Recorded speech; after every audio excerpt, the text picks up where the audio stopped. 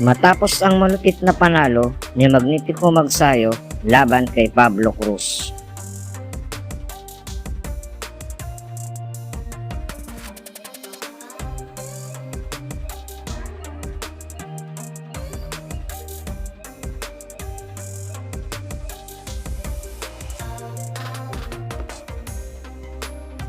Apat na buwan lang ang nakalipas ay kanya namang nakatunggali ang malupit na Meksikano slugger na si Julio Pulito Ceja para sa isang title eliminator bout. Ang magwawagi sa labang ito ay siyang magiging rank number 1 contender na noon ay si WBC Featherweight Champion Gary Russell Jr. Hindi basta-bastang fighter ang makakalaban ni Magsayo na si Julio Ceja dahil may kakaibang knockout power din ang boxer na ito. Sa katunayan nga, nakapagtala agad ito ng 18 panalo at lahat ito ay knockout sa unang round lang. At yan ay ginawa lamang niya sa loob ng 3 taon mula 2009 hanggang 2012. At bukod dyan, dati na din siyang naging world champion taong 2013 nang masungkit niya ang bakanting WBC silver bantamweight title laban sa kapwa niyang Meksikano na si Juan Jose Montes via technical knockout sa round 10.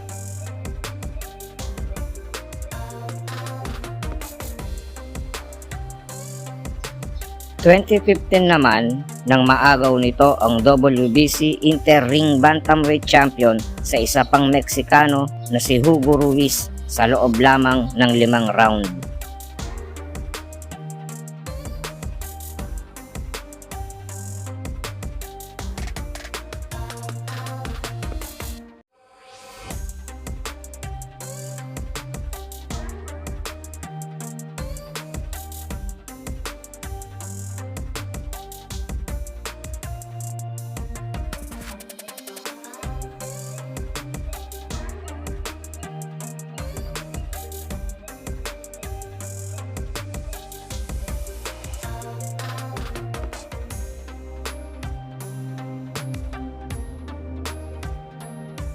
Kaya masasabi natin na talagang delikadong laban ito para kay Magsayo dahil ibang klase daw talaga ang lakas nitong si Julio Ceja at mas malawak na karanasan bilang isang professional na boxer.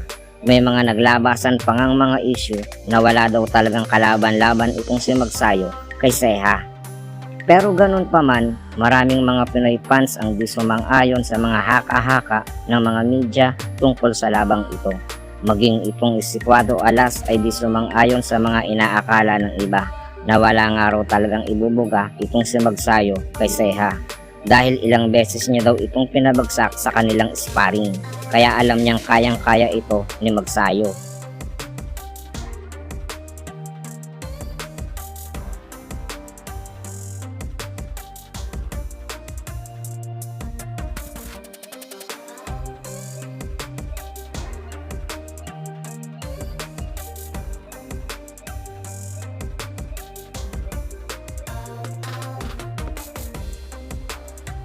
Bago ang kanilang sagupaan ay may undefeated record itong ating kabayan na si Magsayo. Meron siyang 22 wins at 15 knockout at merong 66.67 knockout rate, samantalang si Ceja ay mayroong namang 34 wins, 8 knockout, 4 losses at 1 draw at may mataas na 88.68 knockout rate.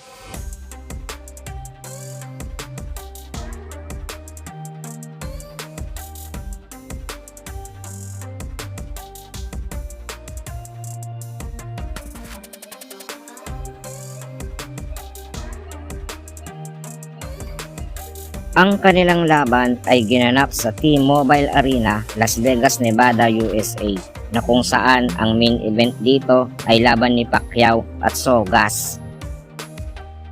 Sa mismong laban, unang round pa lang naka-score agad si Magsayo ng knockdown matapos makasapol ng left hook sa Meksikano.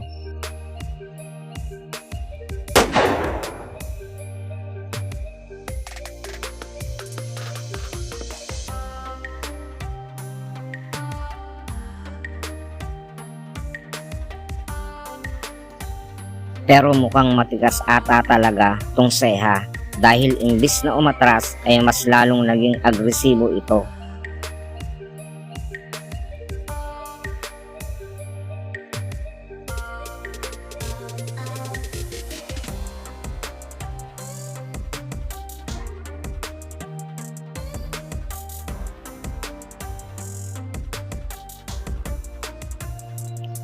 Sa mga sumunod na round ay inatake na nito ang bodega ni Magsayo.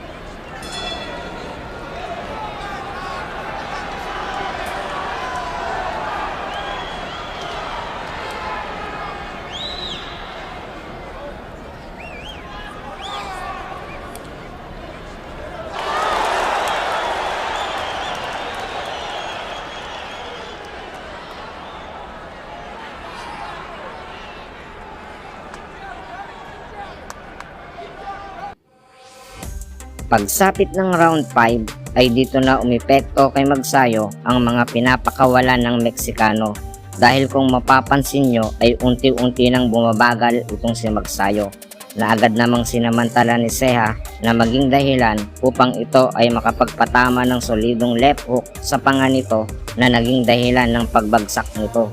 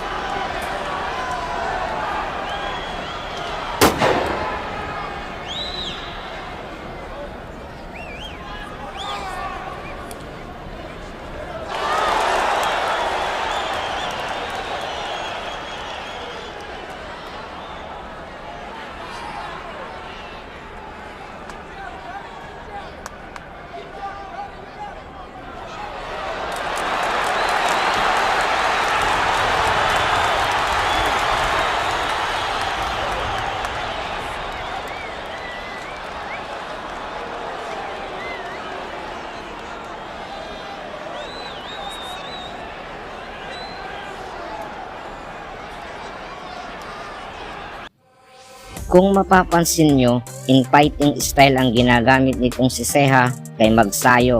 Napaka-epektibo nito para maipasok ang body shot kay Magsayo. Kaya pagdating ng round 7 ay agad namang naisip nitong si legendary coach na si Freddie Roach na gamitin nito ang clinch o ang pagyakap kay Ceja sa tuwing gagamitan siya nito ng body shot. Nang dahil nga sa diskarte nitong si Magsayo ay unti-unti siyang nakabawi sa laban.